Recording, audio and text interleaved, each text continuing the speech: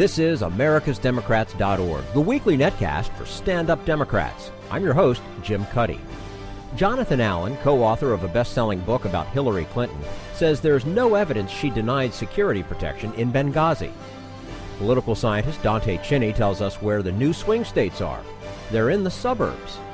And Bill Press talks with ACLU lawyer Chris Anders about the Senate battle with the CIA.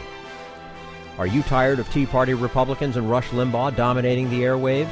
Do you want the facts you won't get on Fox or even on CNN? Then stay tuned. Our sponsor, 21st Century Democrats, works hard to get everyday Democrats involved in returning our party to its roots and to success at the ballot box. Sit back and listen, then stand up and fight. And follow 21st Century Democrats on Facebook for all the latest progressive news. We're glad you can join us. How did Hillary Clinton manage her tenure as Secretary of State? Jonathan Allen, a journalist and co-author of a best-selling book about her, says how she ran state could be a precursor as to how she might run a White House. And we welcome Jonathan Allen, who's a White House and political reporter for Bloomberg News and the co-author of a fascinating new book called HRC, State Secrets and the Rebirth of Hillary Clinton. Jonathan Allen, thanks for joining us today on AmericasDemocrats.org. It's my pleasure. Thanks for having me on. Oh, indeed. You know, this certainly is a timely book, as Hillary Clinton seems to be the presumptive Democratic nominee for president in 2016, and her role in the Benghazi attacks under question. What state secrets did you find in your review of her tenure as Secretary of State? Well, I would say for the most part, the big state secrets that we found out about are actually really about her, the way that she manages, the way that she makes decisions. I think some precursors to how she would govern if she were president of the United States. And, of course, there are a lot of good stories in the book that provide some detail around some of the sort of public stories that you've heard about American foreign policy. We've got a little bit of that behind-the-curtain feel. Some good examples are an event where the United States was able to negotiate the release of a blind Chinese dissident, Chen Guangcheng. We get really into this sort of caper, basically, of him getting refuge at the U.S. Embassy in China, and then ultimately the U.S. going through this sort of interesting dance with the Chinese government to allow him to come to the United States. It's one of my favorite anecdotes in the book, and very exciting, thrilling sort of car chase and then diplomatic negotiation that went on after it. You know, one of the criticisms of her is that for all her travel and speech making, not a lot got accomplished on the diplomatic front in her 4 years. Do you agree with that? I think in terms of marquee peace deals, there's no question that they didn't have a marquee peace deal during her time as Secretary of State. But that's not the only metric by which one would measure a diplomat. I think the United States standing in other countries is one way to measure that, and certainly you can see in polling in many, many countries, the United States was better off 4 years into the Obama administration, 4 years of her as Secretary of State than it was before that at the end of the Bush administration. I think one of the things that's hard to measure is the extent to which potential landmines were avoided. And, of course, that's a big job of any diplomat, and certainly anybody who's managing foreign policy for the United States, is how do you make sure that crises don't develop instead of just responding to crises when they occur. I think the book tells a lot of stories, actually, about ways in which potentially bad situations were headed off early. Benghazi seems to be that albatross that Republicans, including her former Senate colleagues, are trying to hang around her neck. What role did she really play in the sequences of events leading up to the September 11th, 2012 murder of our ambassador to Libya, as well as the other Americans? One of my proudest accomplishments in terms of the book is that we were able to, I believe, put together the most concise history of Benghazi from the months before, when there were requests for more security, through the event itself, into the talking points that became so controversial, and even through the hearing in the Senate that Hillary Clinton appeared before the Foreign Relations Committee. And look, this is going to be an issue as time goes on. Republicans have made no bones about that. We've got Republicans talking about that in the book. And the question about how responsible is she? she has accepted some degree of responsibility. Was she the one who personally denied requests for more security or made the on-the-ground decisions? There's absolutely no evidence of that. But was she in charge of the State Department at the time that it failed to do some things that may have prevented the attack, or at least made it less likely? There's an official government report, the Accountability Review Board report, that shows that the State Department didn't do all the things that it should have been doing, and immediately there were moves to rectify that so that future incidents like this wouldn't happen.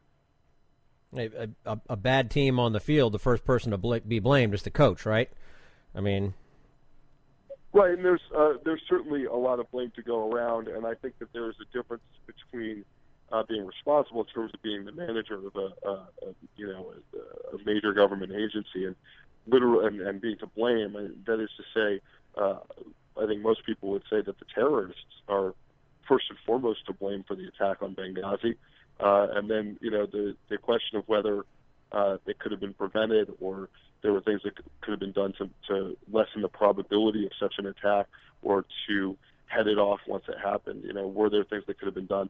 I think the answer that the Accountability Review Board gave is, and you can read about this in the book, is yes, there were things that should have been done better, and that there was poor communication between branches of the State Department underneath Hillary Clinton. There's nothing in that report, and there's nothing that congressional investigators have come up with so far that would suggest that she, had any direct role in the decision-making about security on the ground in Libya.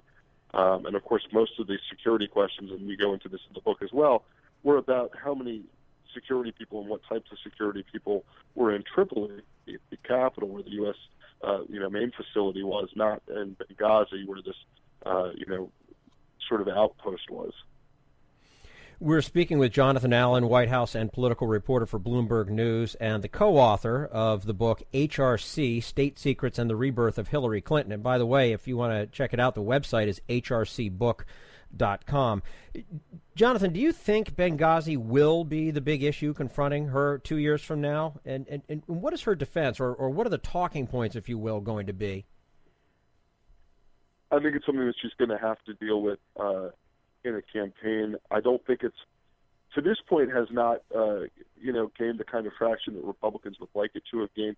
I think that's going to be a big test for them, should she run for president, whether they're able to make this an issue that moves independents. Right now, it doesn't look that way. As far as what her response is going to be, I don't think we're going to get a real sense of that unless she's become a candidate. Because if she doesn't become a candidate, then there's no reason for her to respond further to it. And if she does, she will have to answer. Mm-hmm.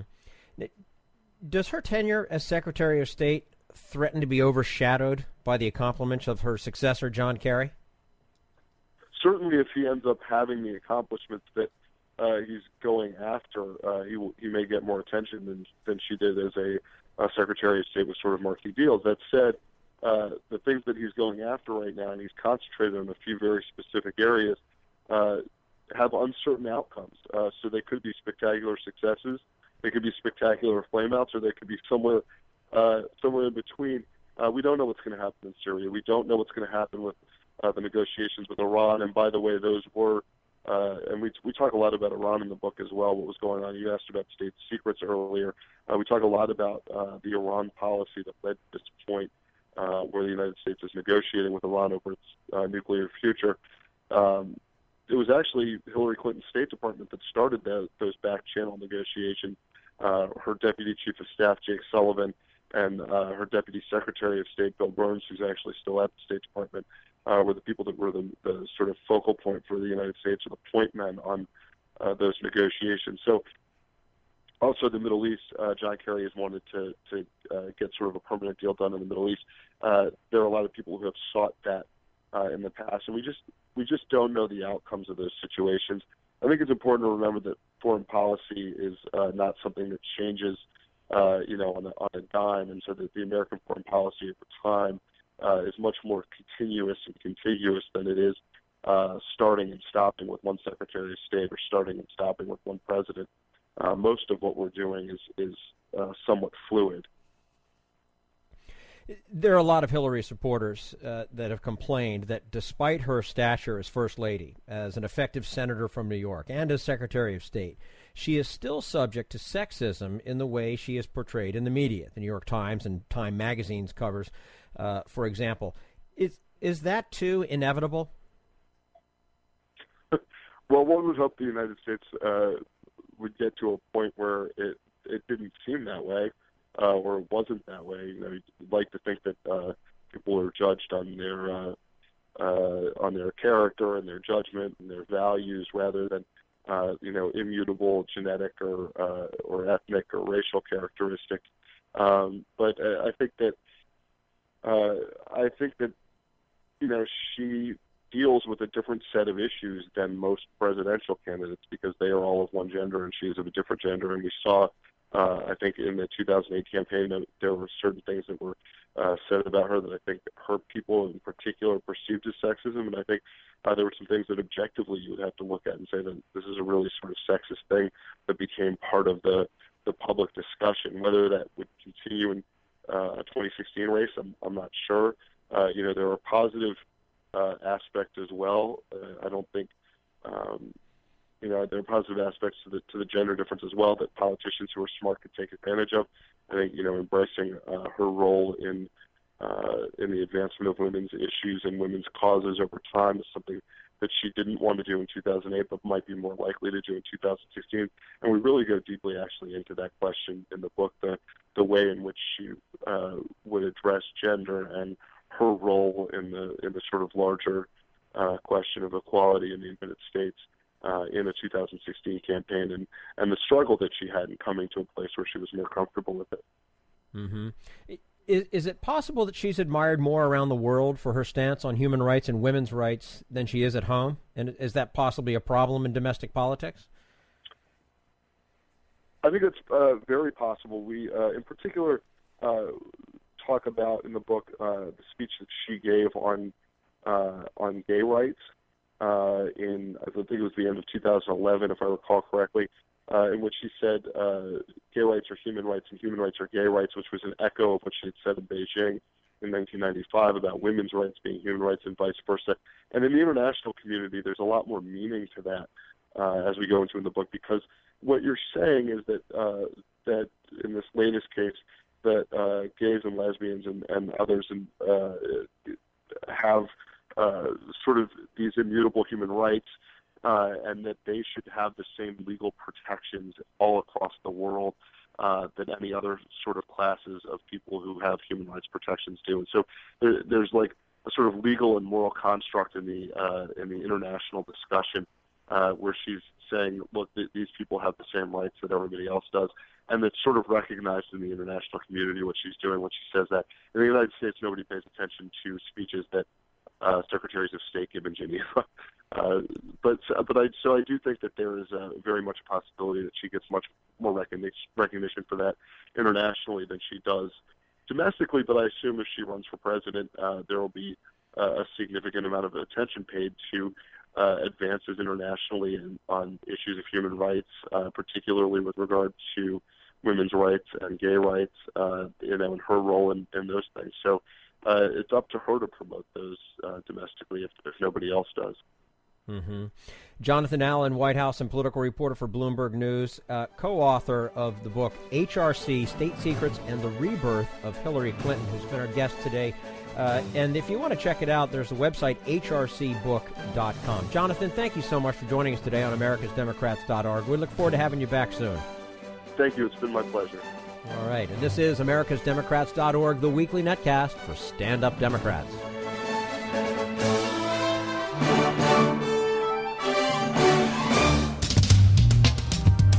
We want you to sit back and listen, but we need you to stand up and fight. Do you want to get involved and help get our party back to its roots and to success at the ballot box? You can make your contribution to Democrats for America's Future and help us keep this show going and to elect Democrats who will stand up for democratic principles. Go to americasdemocrats.org and click on Donate at the top of the page. This is americasdemocrats.org, the weekly netcast for Stand Up Democrats. If you live near a Starbucks or a Whole Foods, you're a Democrat, right? Political scientist Dante Chinni has data to prove it, and we'll talk to him about that in just a moment. Right now, we turn to Jim Hightower, America's #1 populist, for his common sense commentary. The rich truly are different from you and me. They tend to become Congress critters. You don't find many plumbers, mine workers, dirt farmers, Walmart associates, beauty parlor operators, taxi drivers, or other get-the-job-done Americans among the 535 members of the U.S. House and Senate. What you do find is an oversupply of lawmakers drawn from a very thin strata of America's population, millionaires. The Center for Responsive Politics reports that last year, for the first time in history, more than half of our senators and House members are in the Millionaires Club. Indeed, the average net worth, the value of what they own minus what they owe, for all lawmakers now totals more than $7 million each. The world in which our representatives live is light years from where the majority of people live, and the divide between the governors and the governees is especially stark for the 40% of people whose net worth is zero, or technically less than zero, since their income and other assets are far exceeded by their debts. This widening chasm is not just a matter of wealth, but most significantly a literal separation of the privileged few from the experiences, needs, and aspirations of the many, who are struggling to make ends meet and worried that opportunities for their children to get ahead are no longer available to them. This is Jim Hightower saying, the harsh reality is that most Americans are no longer represented in Washington. Chances are that their own members of Congress don't know any struggling and worried people, share nothing in common with them, and can't relate to their real-life needs. Thus, Congress is content to play ideological games with such basics as health care, minimum wage, joblessness, food stamps, and Social Security. America's wealth divide has become a chasm, creating a looming social and political crisis for America that undermines any pretense that ours is a democratic society. Need an antidote to the progressive blues? Want some good news about how grassroots folks are rebelling against the corporate powers and winning? Well, here's an easy-to-swallow pill for you, the Hightower Lowdown. Hightower's monthly newsletter will give you the lowdown, even as it lifts you up.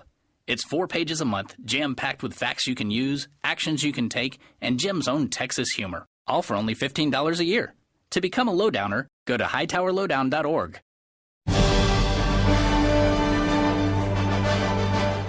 This is americasdemocrats.org, the weekly netcast for stand-up Democrats. Where is the political fault line in American politics today? Professor Dante Chinni pinpoints it at the place where suburbs meet the exurbs. And joining us now on americasdemocrats.org, the weekly netcast for stand-up Democrats. Dante Chinni is the director of the American Communities Project, which is a collaboration including the Wall Street Journal, PBS NewsHour, and WNYC Radio that studies politics, socioeconomics, and culture in a time of change. He's also the creator of Patchwork Nation, which won a 2009 Knight Batten Award for journalistic innovation, and is the focus of the book Our Patchwork Nation, published in 2010. Dante Chinni, thanks very much for joining us today on americasdemocrats.org. Well, thank you for having me. So you've written about a new patchwork nation that goes beyond red states and blue states, and that the suburbs are the new swing states. Can you explain what you mean by that? Yeah, what we did is we've looked at election results going back to 2000, and we've used this breakdown with the American Communities Project where we used a bunch of different socioeconomic factors, the data we could get basically, and used it to break counties into 15 types of place. And then we took election results and looked at how they've changed over the last 4 presidential cycles using those types. And what's happened is in these places we call urban suburbs, close-in suburbs, counties that are near big city counties, they have definitely moved Democratic. And they've moved Democratic not just in 2008, which is obviously a landslide for Barack Obama, but even in 2012, Democrats are winning those counties, which hold a lot of population. They're winning them by 16, 17 percentage points. What is it about the suburbs that's so new? Is it in terms of the diversity and economic hardship? I mean... Well, yeah. What we're seeing when we look at the data, we look at the demographics, is they look more like cities in almost every way, right? So they're becoming more diverse. They're becoming more diverse in every way, too, not just in terms of what you think of race and ethnicity, but they're also becoming more diverse in that they have a lot of wealth, but they also have a lot of poverty. They look more and more like cities, the suburbs do. This is really the expansion of metropolitan areas big cities into greater metropolitan areas. And as those metropolitan areas change and become more like cities, the near-in suburbs, it looks anyway, judging from the last 4 elections, like they are trending Democratic and trending pretty solidly Democratic. And what's happened is that has kind of pushed Republicans in a lot of ways out of near-in suburbs and into the exurbs. The line, as we see it now, between Democratic and Republican voters, when you're talking about metropolitan areas anyway, really exists at the suburban-exurban line. That's where the battleground is now. Is there a correlation that could be drawn with the rise of the Tea Party and what we're seeing in terms of this shift? I think to some extent, sure, because the one thing about the Tea Party is it does tend to be a little nativist. It's anti-immigration. The other thing about it is it tends to be smaller government. And look, what's happened in these suburban areas is they've become more diverse. So they've got different kinds of people living there, racially and ethnically, as like I said, as well as economically. And also, these are places, because they are becoming more urbanized, more citified, I guess you could say, that they want government services. The idea of dramatic cuts to government services in these places is not going to be accepted as happily. And in a lot of ways, that's a real challenge for the GOP, because the Tea Party is pushing the GOP in one direction, and that direction it's pushing the party in is detrimental to it doing well in these suburbs, which are really crucial, I think, to winning national elections anyway. We're speaking with Dante Chinni, director of the American Communities Project, also the creator of Patchwork Nation here on americasdemocrats.org. When people used to think of suburbs, they thought about big houses and yards and freedom from government interference. But now you talk about a Starbucks index and the need for Republicans to get out of town when Whole Foods moves in. What do those stores tell us about the new politics of suburbia?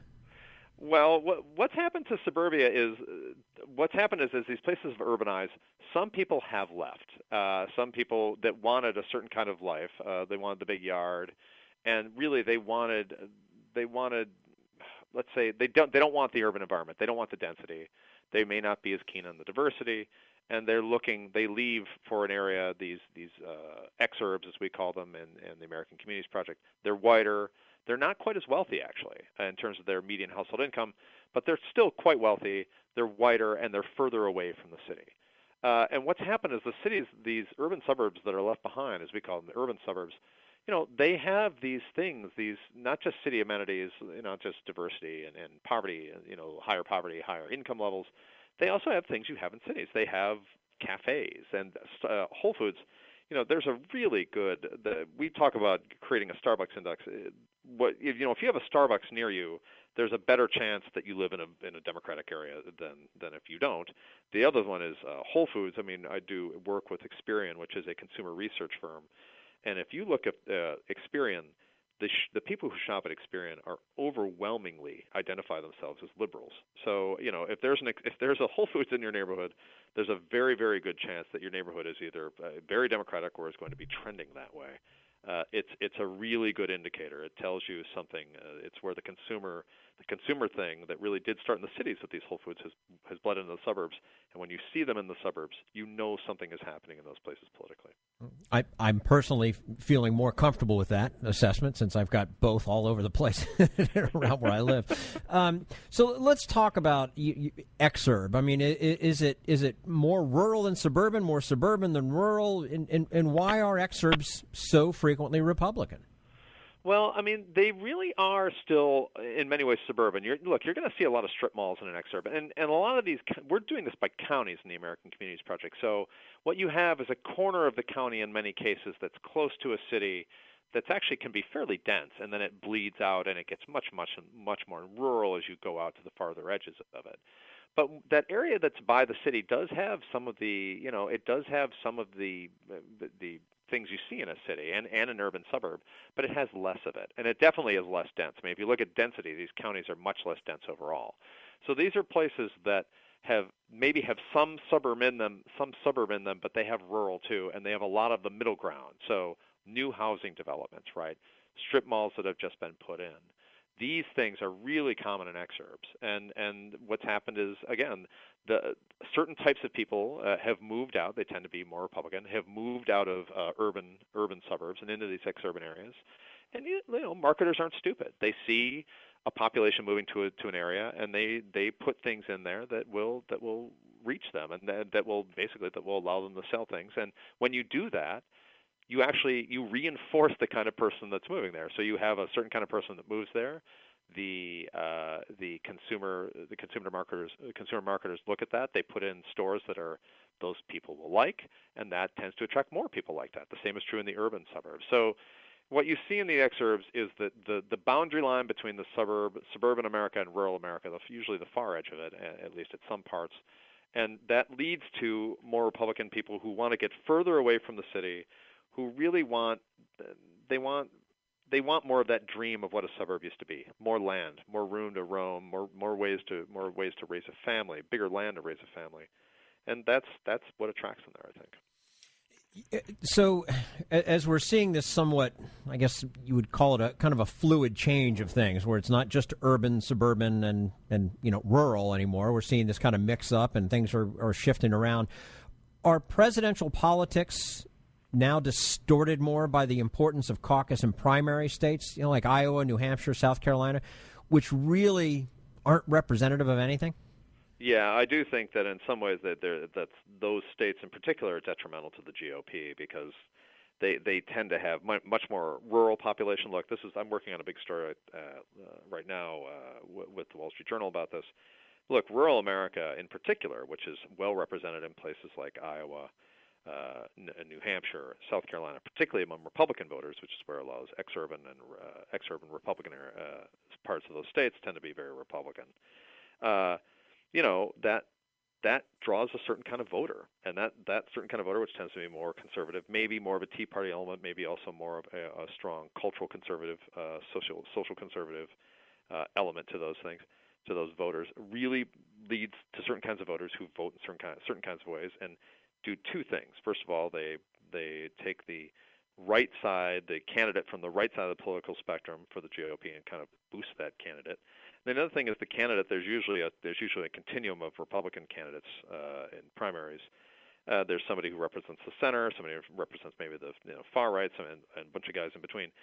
Those states, the voters that you get in those states, tend to push that central candidate, or poll really that central candidate, that more centered candidate from the GOP to the right. And as that happens, that's the way you secure the nomination. But then you have to run in the general election, and you're running on candidates that were designed, that really was designed to win in places like South Carolina and Iowa, Republicans in Iowa, who aren't really good for large swaths of the country. You have to win if you want to win national election. Mm-hmm. Dante Chinni, director of the American Communities Project, also creator of Patchwork Nation, joining us today on americasdemocrats.org. Dante, thank you so much for your time. Hopefully we can do this again soon. I'd love to. Thank you. All right. And this is americasdemocrats.org, the weekly netcast for Stand Up Democrats.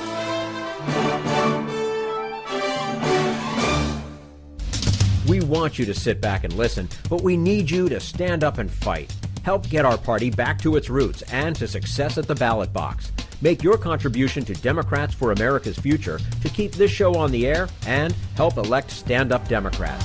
Go to americasdemocrats.org and click on Donate at the top of the page. This is americasdemocrats.org, the weekly netcast for Stand Up Democrats. And now, Bill Press and his guest, the ACLU's Chris Anders. We've got Senator Dianne Feinstein, my friend, my senator from California, on the floor of the Senate. Chris Anders here from the ACLU, Senior Legislative Counsel, who's accusing the CIA of spying on members of her committee, her staff of her committee, who were investigating the CIA. That's right. And the CIA spying on them.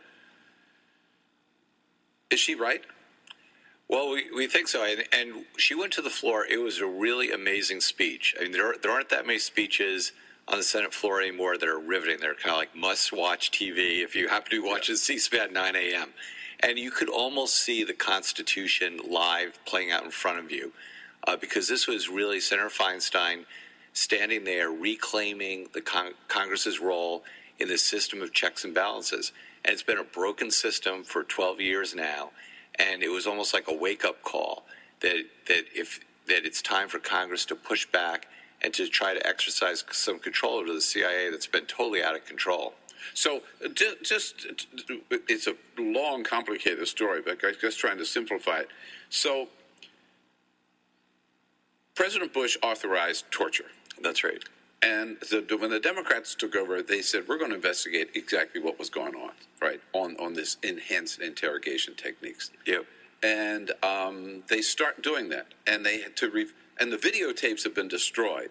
So they have to review documents. And the CIA says, we'll put all the documents down here in Virginia, right? And we'll dedicate this computer system, a standalone computer, which is to you. Totally and we're not, secure. And we're not touching it. We're not touching it. So the staff go down there, they look at the documents, and they're working on these computers. And then they discover that documents that they think they have in their computer that are suddenly missing. And they realize the CIA has, this is the allegation at any rate, has hacked into their computers and destroyed some of those documents that they're supposed to be investigating.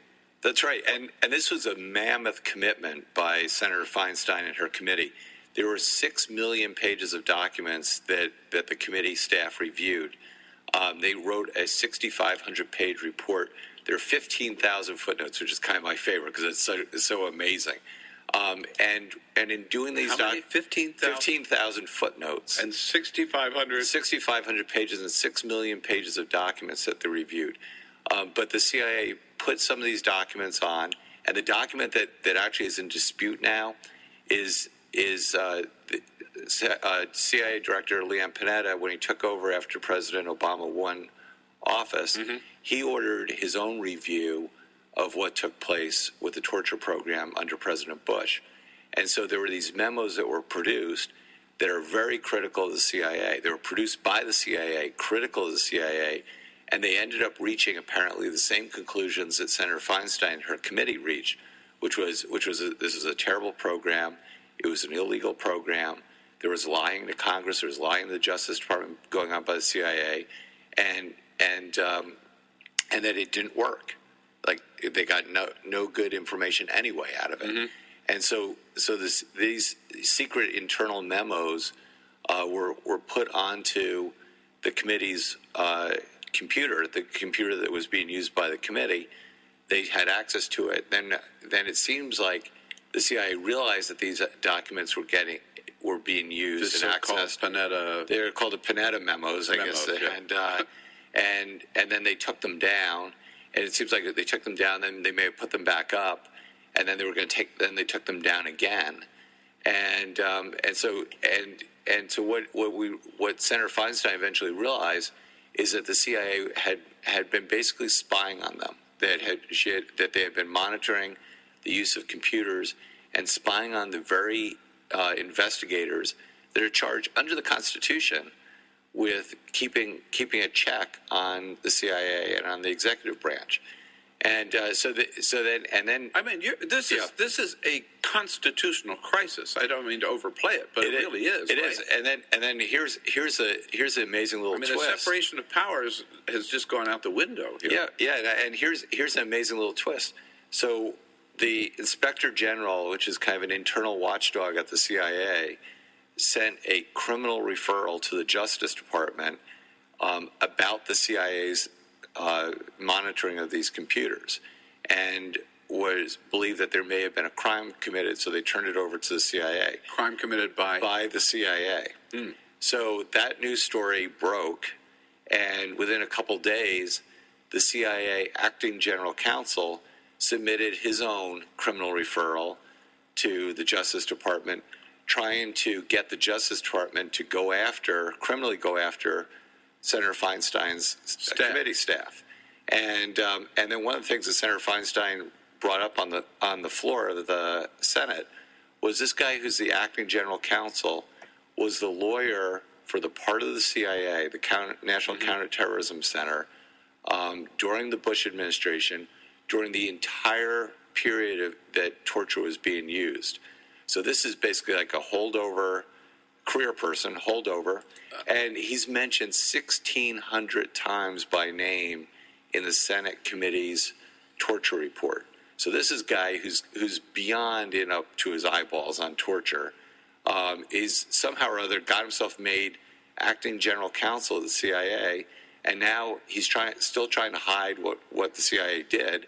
and he's trying to use the Justice Department to bully the Senate committee. So you got Senator Feinstein's staff is going to justice saying we think the CIA broke the law by spying on us and hacking into our computers, and the CIA is going to the Justice Department saying we think the Senator Feinstein's staff stole documents from us, right? Yeah. Well, it's almost. I mean, the only thing that's different there is that it was actually the CIA Inspector General is reporting on the CIA itself. So it's a real. Let me ask this, Chris. I know we have to take a quick break and come back, and your call's welcome on this and invited on this, 866-55. It is unbelievable. But is there any doubt in your mind that, I just think Americans just have to think of this. Let's just look. What does your common sense tell you, right? If they were spying on every American's phone call and every American's email, and if they're spying on Angela Merkel and all these foreign leaders, that's right.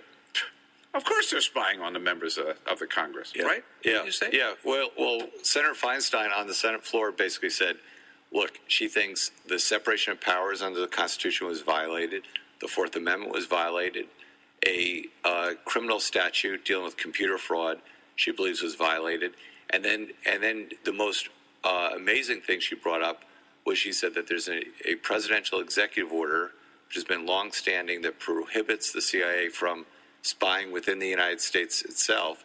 She believes that may have been violated as well. Right. CIA out of control. We've been telling you that for a long time. Yep. Now Senator Feinstein is on board. Chris Andrews here from the ACLU. I have a quick time for when we come back, wrap it up and take a call at 866-55-PRESS.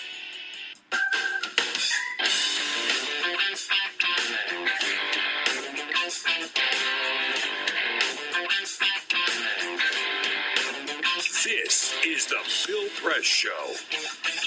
Here we go. Congressman Dan Kildee from Michigan joins us in the next half hour. Chris Andrews here right now from ACLU, ACLU.org. They are all over the story, have been for a long time.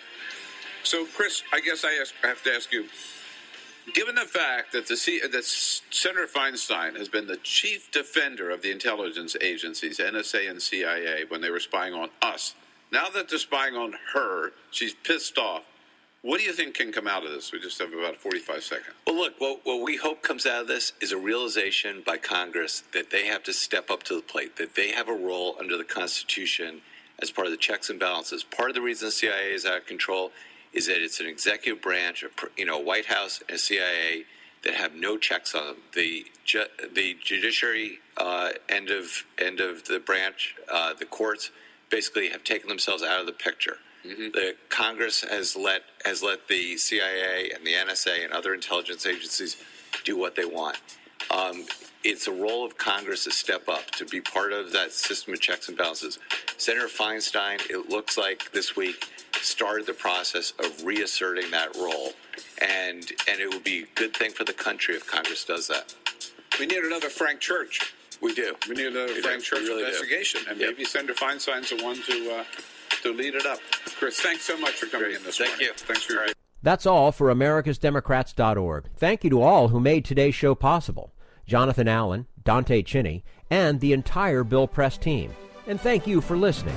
If you liked what you heard, please get involved in our efforts to keep this show going and to elect Democrats who are bringing the party back to its roots. Go to AmericasDemocrats.org and click on Donate at the top of the page. And be sure to find 21st Century Democrats on Facebook. For AmericasDemocrats.org, I'm your host, Jim Cuddy. We want you to sit back and listen, but we need you to stand up and fight. Join us, support the show, and help elect Democrats who will stand up for democratic principles with your contribution today. Go to AmericasDemocrats.org and click on Donate.